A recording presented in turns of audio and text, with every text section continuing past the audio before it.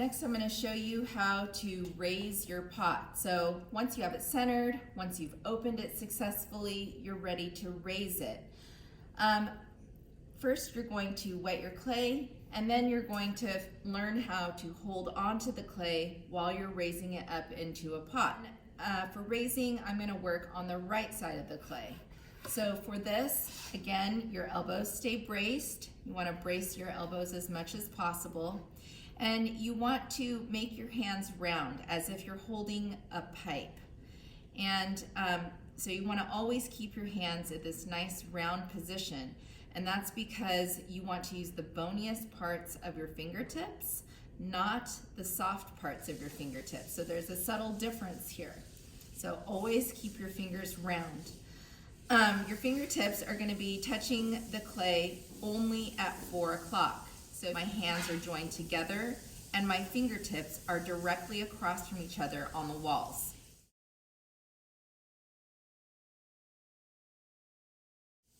So I'm going to go ahead and slowly press into the clay using just the tips of my fingers, and I'm going to pull straight up towards the rim.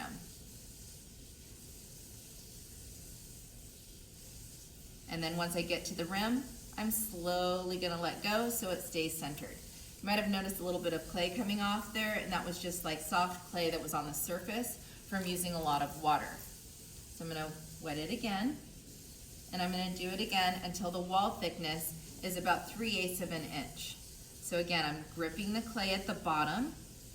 My head is right over the clay, and I'm going to squeeze the clay with rounded fingertips all the way up, moving super duper slow. It's almost like you're in a slow motion video, all the way to the top.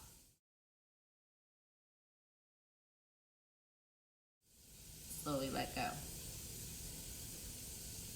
Smooth your rim. Wet your clay. Do it again.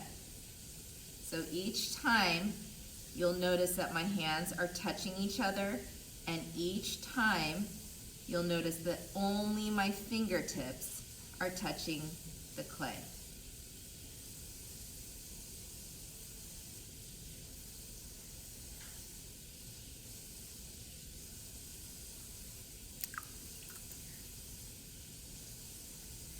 So even when the pot starts to get taller, I try to have my hands touching, and that's so that they can move up together at the same time.